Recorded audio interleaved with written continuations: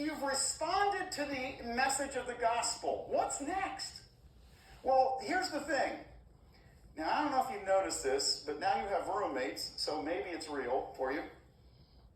Not everybody, even the Christians, act perfectly.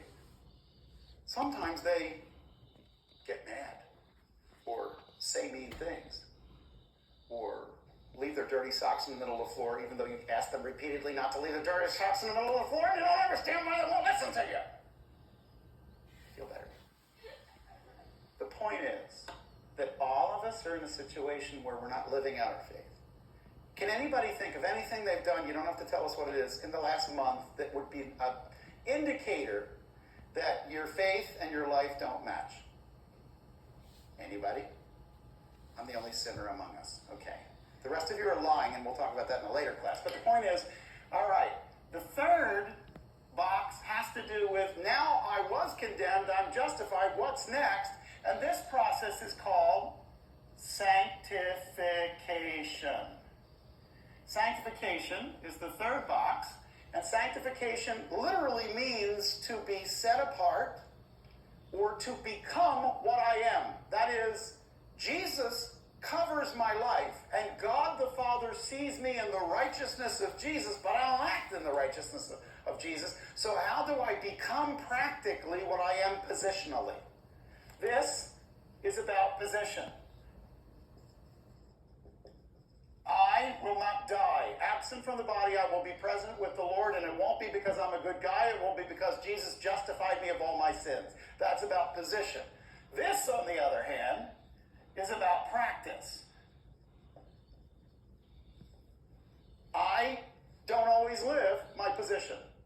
I may be a prince, the son of a king, but sometimes I act like I am a thief, a liar, a mutineer. And so I need, in a very real sense, to grow toward him. Now, this is found in chapters 6 through 8. And in chapter 6, Paul makes the argument that you are to understand that you are dead to sin. Know that you are dead to sin. And you are to recognize that death. Here's the message I want you to hear. I said lots of words this morning. You don't have to serve sin anymore. Don't tell me that you have to do it. You don't understand. I'm a sinner. You are a justified sinner. And that means the power of sin has been broken on you. You're walking around like you got chains on you that aren't there anymore. The truth is that there's an awful lot of believers in the life of an unbeliever because they don't know they don't have to live a life of an unbeliever anymore. You don't have to serve sin.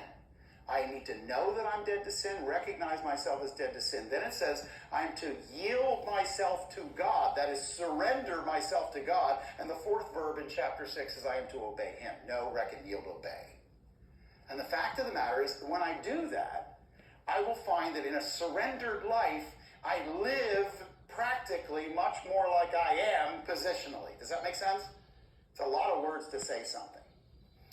Now, the problem is that a lot of them had come from the background of being Jewish believers. You have to remember that if you were Jewish and you grew up as a Jew, you participated in the atonement system, right? You went out and you bought your animal, and you raised your animal, and you had this 1-year-old unblemished lamb, and you would bring it in, having carefully kept that animal. You would submit it to the priest. The priest would put it in a little pen and put water beneath of it and inspect it very carefully and look at that animal, and you felt that you participated in your own righteousness in so much as you were doing something that was helping sort of earn God's turning away of wrath.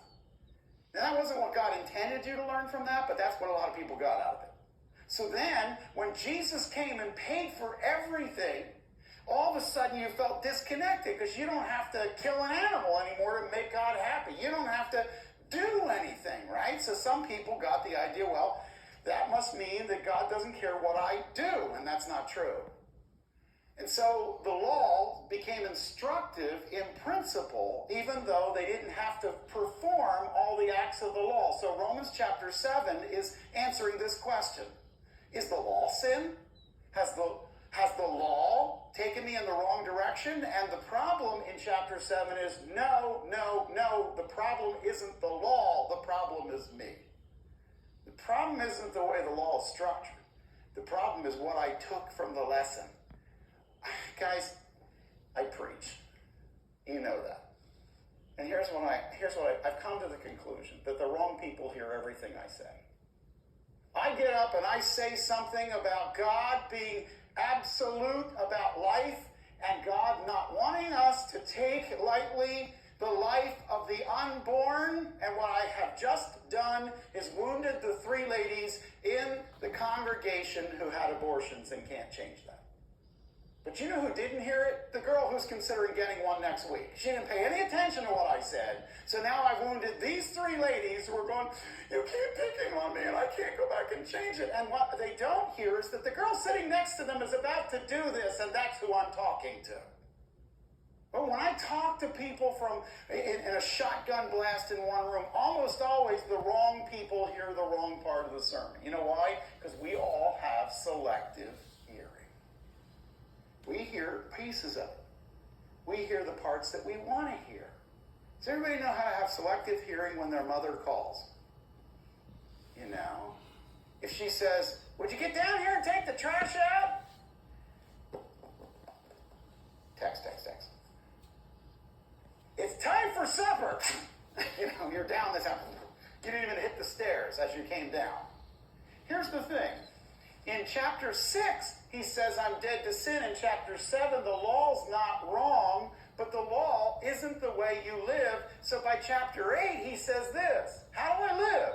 If you read verse 1, you'll see the word spirit. If you read verse 2, you'll see the word spirit. If you read verse 3, you'll see the verse says spirit.